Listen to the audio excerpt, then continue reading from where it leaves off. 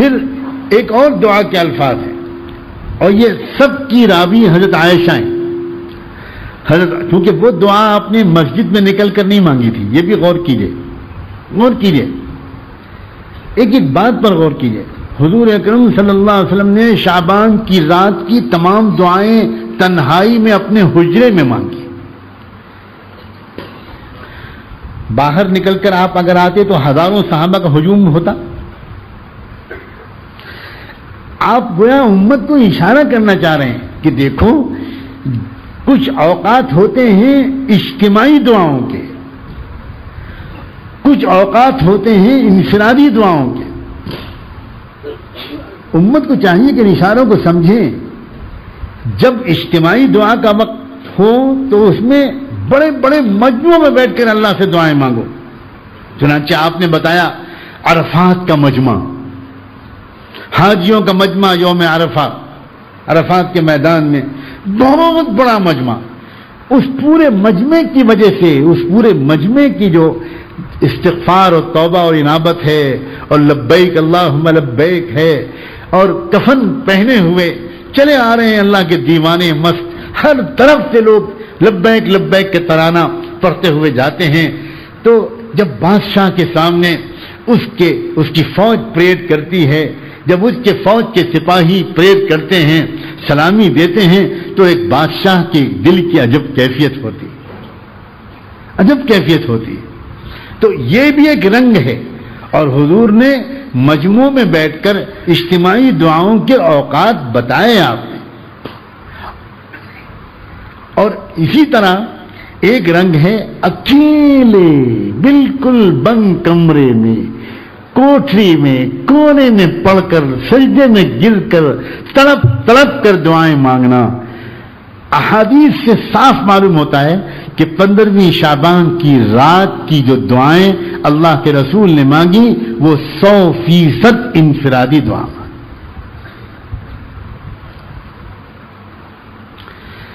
امت کا کچھ ایسا ذوق بگڑا ہے کہ انفرادی دعا میں دل ہی نہیں لگتا، کیونکہ اللہ سے تعلق ہی ٹوٹ گیا، اللہ سے مانگنے کی عادت ہی نہیں رہ گئی.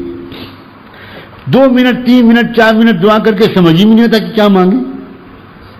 چنانچہ ہم کیا کرتے ہیں، ہم اپنی اپنی مسجدوں میں 15ویں شعبان کی رات میں اجتماع کرتے ہیں، کسی کو بلاتے ہیں، کسی عالم کو، کسی مقرر کو، کسی بیان کرنے والے کو، اور ذوق و شوق کے ساتھ اس میں جاتے ہیں. وہاں بیٹھیں گے، بیان سنیں گے، پھر دعا ہوگی اور دعا میں شریک ہوں گے تو انشاءاللہ ہمارا کام بن جائے گا.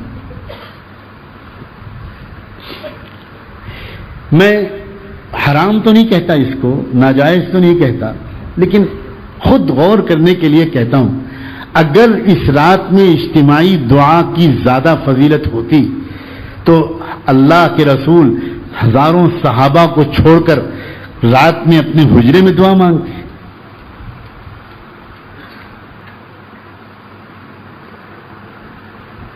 اس کا علاج یہ نہیں ہے کہ ہم شریعت کو بدلیں، اس کا علاج یہ نہیں ہے کہ ہم اللہ کے رسول کی سنت سے انحراف کریں، اس کا علاج یہ ہے کہ اپنے ذوق کو بدلیں.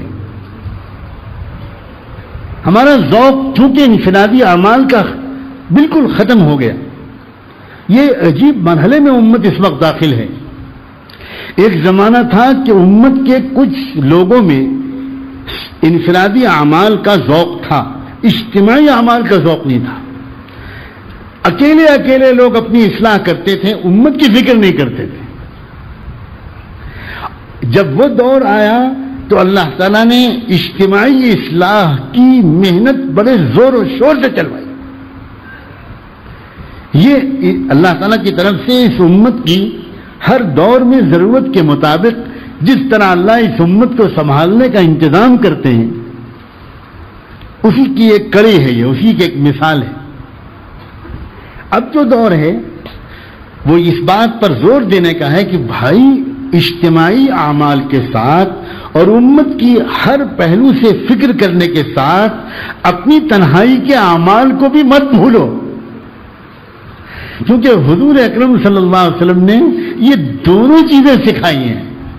اور بلا شبہ اگر ہم دونوں میں سے کسی ایک کو لے لیں گے اور ایک کو چھوڑ دیں گے تو یقیناً ہمارے اندر ادھورا پن ہوگا، یقیناً ہمارے اندر کمی ہوگی۔ اب ایک شعبان کی رات انفرادی اعمال کی ایسی رات ہے، غور کریں، حضور اکرم صلی اللہ علیہ وسلم اس رات میں قبرستان بھی تشریف لے گئے تو اکیلے گئے، غور نہیں کرتے لوگ۔ اگر امت میں عام لوگوں کے لیے شعبان کی رات میں قبرستان جانا یہ کوئی بڑی فضیلت کی چیز ہوتی تو حضور سب سے چھپ کر جاتے۔ آپ پہلے سے بتا دیتے ہیں کہ دیکھو آج کی رات قبرستان جانا ہے، خیال رکھنا، سو مت جانا، آج کی رات قبرستان جانا ہے۔ تو اس دن صحابہ کا مجمع جنت البقیع میں آپ کے ساتھ ہوتا، پہلے سے آپ کے انتظار میں ہوتا، آپ نے تو کسی صحابی کو نہیں بتایا۔ اور اگر کوئی کہنے والا یہ کہے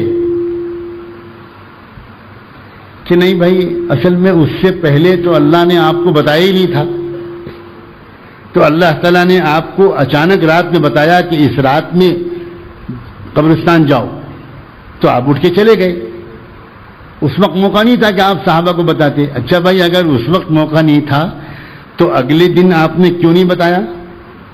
اگلے دن کیوں نہیں آپ نے صحابہ سے کہا کہ بھائی اس سال تو پتہ نہیں تھا، رات میں پتہ چلا میں اکیلا چلا گیا، آئندہ سے خیال رکھنا 15ویں شعبان کی رات میں سب لوگ قبرستان جانا۔ میں قسم کھا کے چیلنج کے ساتھ آن ریکارڈ یہ بات عرض کرتا ہوں کہ اللہ کے رسول صلی اللہ علیہ وسلم نے ایک صحابی کو بھی قبرستان جانے کی ترغیب نہیں دی، نہ اپنے جانے سے پہلے نہ اپنے جانے کے بعد۔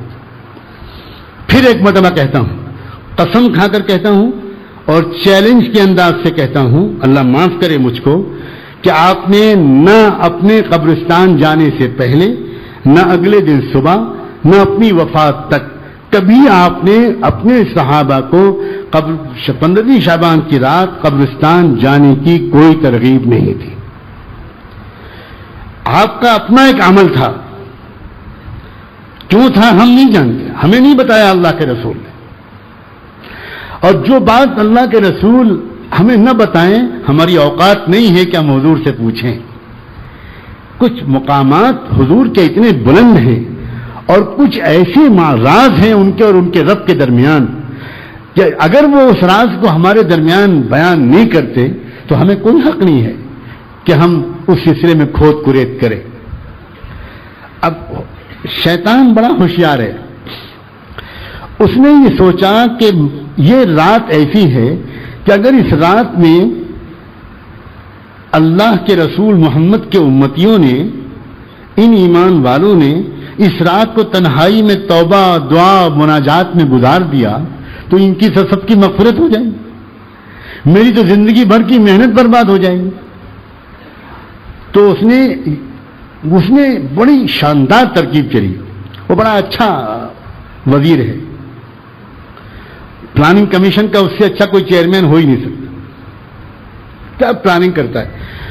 اس نے شعبان کی رات میں سینما گھر نہیں لے گیا، وہ جانتا ہی نہیں جائے گا مسلمان، اس میں اس رات میں وہ کلب نہیں لے گیا، اس رات میں اس نے کوئی شادی کی تقریب بھی نہیں رکھوائی، اس نے کہا کہ قبرستان چلو۔ اب مجمع جاتا ہے، او ایسا معلوم ہوتا ہے جیسے رام لیلا کا جلوس نکل رہا ہے، نوجوان لڑکے لڑکیاں، معلوم نہیں اس علاقے کا کیا رواج ہے، کیا اس علاقے کا حال ہے مجھے نہیں پتا، میں اپنے شہر لکھنؤ کا حال بتاتا ہوں۔ ایسا معلوم ہوتا ہے کہ آوارہ گردی اور عیاشی کی رات ہے یہ، ہزاروں نوجوان لڑکے اور ہزاروں نوجوان لڑکیاں، عورتیں وہ سڑکوں پر ٹہلتی ہوئی نظر آتی ہیں۔ کہاں جا رہے ہیں؟ قبرستان جا رہے ہیں۔ کیا ہوگا؟ وہاں اگربتی جلائیں گے۔ اب وہاں قبر کی باقاعدہ پینٹنگ ہوتی ہے، ایک دن دو دن پہلے قبر کو سفید رنگ سے پوت دیا جاتا ہے اور پھر وہاں اگربتیاں جلائی جاتی ہیں۔ اب بھائی تم اپنا نام زین العابدین کیوں رکھتے ہو؟ تم کھڑک سنگھ کیوں نہیں رکھتے؟ بھگوان داس کیوں نہیں رکھتے؟ یار تم کیوں بدنام کرتے ہو اسلام کو اور مسلمانوں کو؟ اسی طرح کے عقیدے کہ روحیں آتی ہیں. ارے روحیں آتی ہیں تو قبر میں کیا کرتی ہیں؟ وہ گھر میں کیوں نہیں آتی؟ وہ ڈرائنگ روم میں آئیں، کچن میں آئیں تو کچھ برکت ہو. وہ ہماری سیف میں آئیں تو 2 بندے ہماری بیوی کے بڑھ جائیں. یہ وہاں کیا کرتی ہیں؟ کیا بکواس ہے یہ کیا خرافات ہے. دوسری قوموں کے ساتھ رہ کر ایسی عقیدے ہمارے اندر داخل ہو گئے. اور یہ بھی مت سمجھیے گا کہ یہ ہندوستان کی جاہلوں کی روایات ہیں. ایک بار میں امریکہ میں تھا، ایک رات میں کہیں جا رہا تھا کسی شہر میں، تو ہر گھر کے دروازے پر، ہر گھر کی کھڑکی پر عجیب ڈراؤنی قسم کے فوٹو لٹکے ہوئے. اگر 5 سال کا بچہ دیکھ لے تو اس کا پیشاب ہی نکل جائے. چڑیلے، بھوت، شیطان، خطرناک قسم کے، ان کی زبانیں نکلی ہوئی، سینگیں بنی ہوئی، کتنے بہت سے ہاتھ، بڑے بڑے ناخن، اس کی مورتیاں اور اس کے مجسمے ہر دروازے پر لٹکی. یہ کیا بلا ہے بھائی؟ تو پتا چلا کہ ان کے ہاں عقیدہ ہے کہ آج کی رات میں وہ منحوس خبیث روحیں جہنم سے نکل کر آتی ہیں، اور وہ جس گھر میں گھس گئی بس اس گھر کا بیڑا غرق ہے.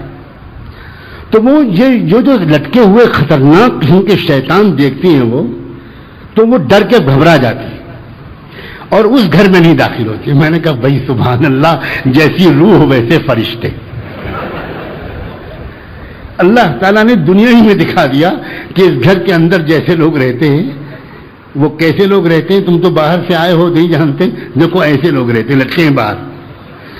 اس طرح کی خرافات ایک قوم سے دوسری قوم میں منتقل ہوتی ہیں. قوموں کے عقیدے، قوموں کے تصورات منتقل ہوتے ہیں، اور علماء کی یہ ذمہ داری ہوتی ہے کہ وہ محمد مصطفیٰ صلی اللہ علیہ وسلم کی امت کو ان اجنبی تصورات سے، ان فورن آئیڈیالوجیز سے بچائیں اور بتائیں لوگوں کو کہ بھائی شعبان کے مہینے کے دنوں کی گزارنے کی کیا طریقہ ہے، اور شعبان کے مہینے کی راتوں کے گزارنے کا کیا طریقہ ہے، اور 15ویں شعبان کی رات اللہ کے رسول نے کس طرح گزاری تھی. حضور اکرم صلی اللہ علیہ وسلم جب بقی تشریف لے گئے قبرستان تو وہاں بھی حضرت عائشہ نظر آتی ہیں. میں اس بات کو، یہ بھی ایک عجیب سی بات ہے کہ 15ویں شعبان کی رات کے معمولات امت تک جو پہنچے ہیں اللہ کے رسول کے، یہ زیادہ تر حضرت عائشہ کے ذریعے پہنچے. چنانچہ قبرستان جانے کی وہ جو روایت ہے اس میں بھی ایک دلچسپ بات ہے. حضور اکرم صلی اللہ علیہ وسلم جب چپکے سے اٹھے قبرستان نکلنے کے لیے، حضرت عائشہ تک کو نہیں بتایا. دعا جو سکھائی حضرت عائشہ کو تو یہ کہہ کے سکھائی کہ دعا یاد کر لو اور دوسروں کو بھی سکھا دینا. حضرت جبریل نے مجھ کو یہ دعا سکھائی تھی. لیکن قبرستان جانے کے سلسلے میں آپ نے جو طرز اپنایا وہ یہ کہ آپ بالکل خاموشی سے ایسے وقت میں اٹھے جب آپ کے خیال میں حضرت عائشہ سو رہی تھی. تو گویا قبرستان جانے والے عمل کو حضور نے تو ارادہ فرمایا کہ حضرت عائشہ تک کو پتہ نہ چلے، لیکن حضرت عائشہ جاگ گئیں، اور وہ جو ان کو حضور کو نکلتے ہوئے دیکھا تو ان کے دل میں ایک خیال آیا. کچھ لوگوں کو حضور کی یہی سنت یاد ہے اور کچھ نہیں یاد ہے.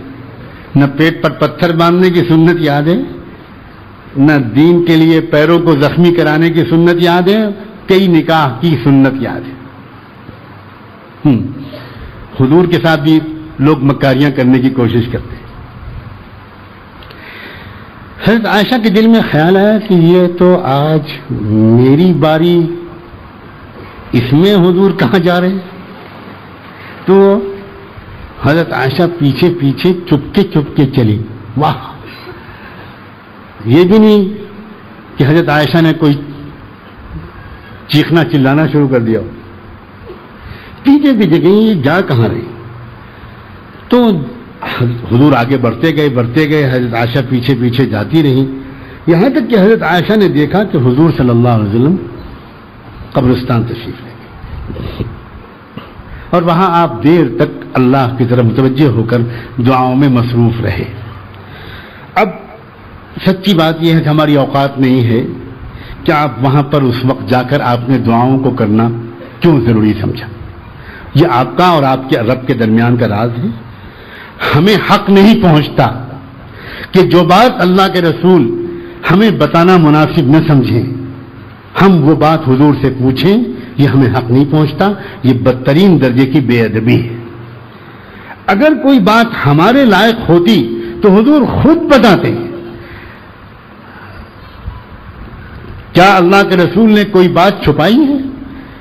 کیا اللہ کے رسول نے علم کو پہنچانے میں کوئی کمزوری یا بخل سے کام لیا ہے؟ ہر وہ بات جس کا ہمارے علم میں آنا ضروری اور مفید سمجھا آپ نے بلا کسی کمی کے بتائی،